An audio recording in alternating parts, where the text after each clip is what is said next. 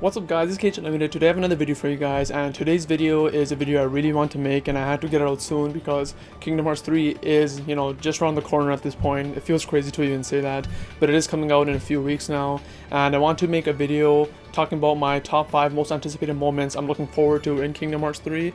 Now this whole list is confirmed to happen. Well, one of them isn't confirmed to happen technically, but this whole list is pretty much moments that I want and that I can't wait to experience in Kingdom Hearts 3, with one of them probably happening but technically is not confirmed.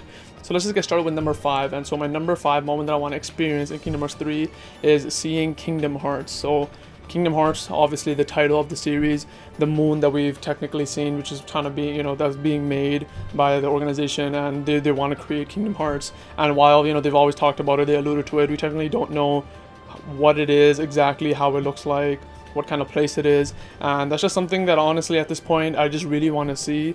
At the same time, it's going to be kind of weird because this is the end of the Dark Seeker saga, and say we do end up seeing Kingdom Hearts, is the rest of the series going to have to do with Kingdom Hearts? Because if this is the end of the saga and the next saga is whatever, if it doesn't have to do with Kingdom Hearts, it's kind of odd that the series is still going to be called Kingdom Hearts. So just because of that, it'll be kind of odd, but at the end of the day, I still do want to see what Kingdom Hearts is, how does it look like. And in one of the interviews, Nomura did mention that one of his favorite world we haven't seen yet, and I don't think he said this himself, but I think there's speculation that people think that it's Kingdom Hearts is what he's talking about, and I just really want to see it.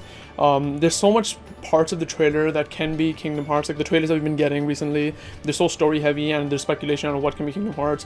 Some people think the Scala at Kylum is Kingdom Hearts, the place that Master Junior was at, and honestly I can see it. It seems very bright, very white, very light, and it just looks cool. Like if Kingdom Hearts or something, I feel like it could be that.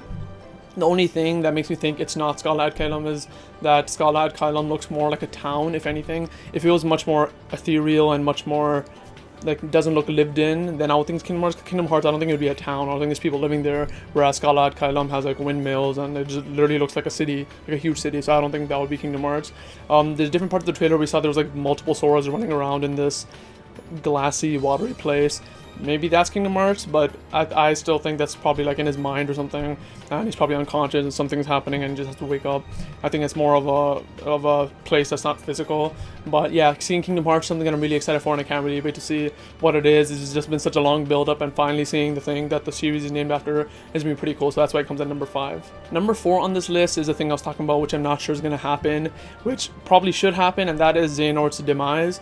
I finally want to see this dumb shit get killed or whatever's gonna happen. This man ruined Aqua's life, Ven's life, Terra's life, Sora's life, Rico's life, probably Donald Goofy's life in some way. He's like screwed up so many people's lives over such a long time period. This man just has to die at this point. I don't know how it's gonna happen. I don't know if I'm 100% sure if it's gonna happen. The main reason why I'm not sure it's not gonna happen, or maybe it's not gonna happen now, is because of the Scala ad Kylum scene. He's kind of talking about like, people like me are going to be able to live here. I don't know if he means people like him or literally him, since there are so many Xehanorts now. Like the armor dudes, are they literally him? Are they people like him? I don't know what the hell they are. So because of that, I feel like when I first saw those armor dudes at the end of the trailer in Scala ad Kylum, the first thing that came to mind was, alright, this ended up Kingdom Hearts 4. For me, I don't know why, I just didn't think that was Kingdom Hearts 3 at all. I feel like Kingdom Hearts 3 is going to be more of a conclusion to the story, but it has to set up a bit of Kingdom Hearts 4, and I've talked about some speculation about this in my past videos, and at that time I was like, I have no idea what it could be. But now that they're introducing a completely new look and a completely new almost entity or type of person in the final battle trailer, I feel like the armor people have to be something with Kingdom Hearts 4, and I feel like that's what it's going to be alluding to. I don't think it's going to be something introduced in Kingdom Hearts 3 and then tied up and finished Kingdom Hearts 3, those armored guys. I feel like they are something alluding to Kingdom Hearts 4, and since Xehanort mentions them as being people like him or him literally, we don't know. That's the only thing that makes me think that Xehanort may still continue on, even though this is supposed to be the end of the Dark Seeker saga. So I'm not sure how it's tying up in terms of that, but at the end of the day, I do want to see Xehanort lose. I want to see him finally die. He's been screwing up people's lives for so long. Literally every problem that's been happening in the story, he's a root cause, so I can't wait to see him lose in this game, so that's why it comes at number 4 for me. Number 3, the third moment, and when I saw this in the trailer, I was so hyped. I think they showed it again in the last trailer, but they showed it a couple of trailers ago, and that is the battle with the, I don't know how many enemies. It looked like hopefully it's like 10,000. So like, as you know, in Kingdom Hearts 2, we had the 1,000 Heartless battle. That's one of the most hype moments in gaming for me, and in Kingdom Hearts 2 was like one of the best moments, where you're fighting the 1,000 Heartless, and you literally have to fight 1,000 Heartless. And in Kingdom Hearts 3, it looks like we have a similar battle, but not only is it not only Heartless, I think there were nobodies there too. I think they were even in Burst. Maybe Dream Eaters, I don't know, I can't remember anymore. And I'm hoping it's not 1,000, maybe it's much more. 10,000 might be pushing it, unless they have some mechanic like in Kingdom Hearts 2 where you could use that reaction command and shoot the lasers to kill multiple at a time. If they have something like that on a bigger scale, I can see us fighting 10,000 enemies. But if not, I feel like 3,000 to 5,000 would be cool.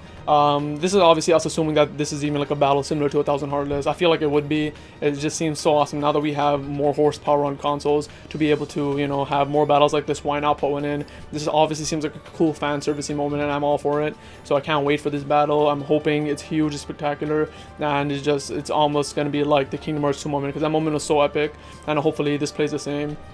And with all the different combat features they have in Kingdom Hearts 3, with attraction flow would be perfect for this type of thing. Attraction flow, it almost seems like it was made to handle multiple enemies. So imagine using attraction flow like the teacup thing, or different type of link summons, or like the pirate ship in the 1,000 Heartless battle of Kingdom Hearts 3. That'd be awesome. So I feel like the 1,000 Heartless battle in Kingdom Hearts 2 was cool, but the combat was so much more limited at the time. But now with the combat being so much more versatile, I feel like it was made for situations like this, and it's really going to show in this battle of how versatile and cool the combat is. So I really can't wait for this moment in Kingdom Hearts 3, and that's why it comes at number 3 for me.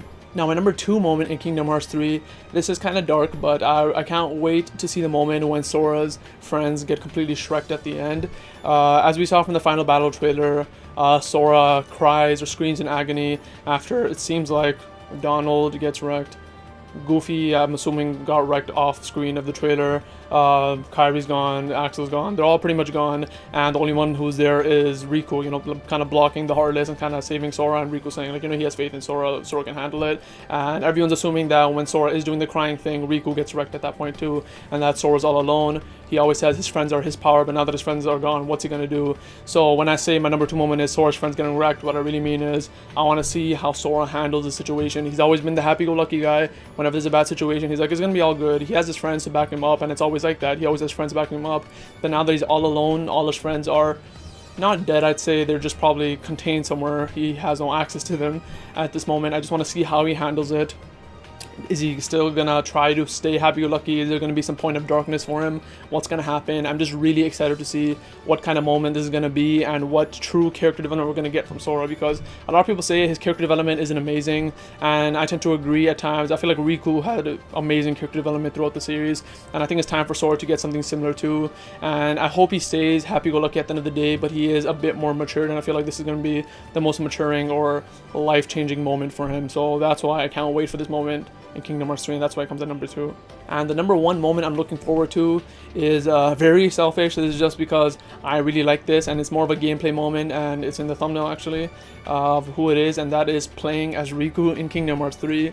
Now I know this kind of seems funny compared to all the other moments. It seems kind of like the most lowest, but to me this is the one that I'm looking forward to the most. Riku is my favorite character in the entire Kingdom Hearts series, and when you got to play as him in the final battle against Zemnis in Kingdom Hearts 2, my kid mind was blown. I'm like, holy shit, we're actually playing as someone else. And it was such a small moment. It was such a simple moment, but it was so awesome playing as him. And obviously we got to play as him in Reaching the Memories After and A Dream No Distance, and those are awesome. I love playing as him. I usually prefer playing as him, if I'm being honest. And now that we're actually gonna have a section that we play as him in Kingdom Hearts 3, it looks amazing. He's wielding my favorite design Keyblade 2, the Braveheart. He's in the Realm of Darkness, it seems like, and I just can't wait. I can't wait to see how he plays. From the little, like, maybe 2 to 3 seconds we saw from the final battle trailer, where, you know, the character where the showing Riku being played, it seems like he's gonna have, you know, his own set of magic. He wasn't using like fire or anything. He was using his dark magic that we see him using in Kingdom Hearts 2. So I just really can't wait to see how he's gonna be playable as. How long is he gonna be playable? Even though I do love Riku, I don't want it to be like a 50-50 split. I want Sora to be the entire way through, but I want a small section. Maybe not as small as Kingdom Hearts 2, obviously. I don't want it to be a few seconds, but maybe, depending on how large, say Kingdom Hearts 2 is 20-25 hours, I would want Riku to be at least an hour, maybe more. That'd be, I feel like, a cool way to show the story in 2 sides. And if anything, I could see it being more, because Right now at this point, it seems like there's two separate stories, well, three almost. It's Kairi and Lee, you know, training.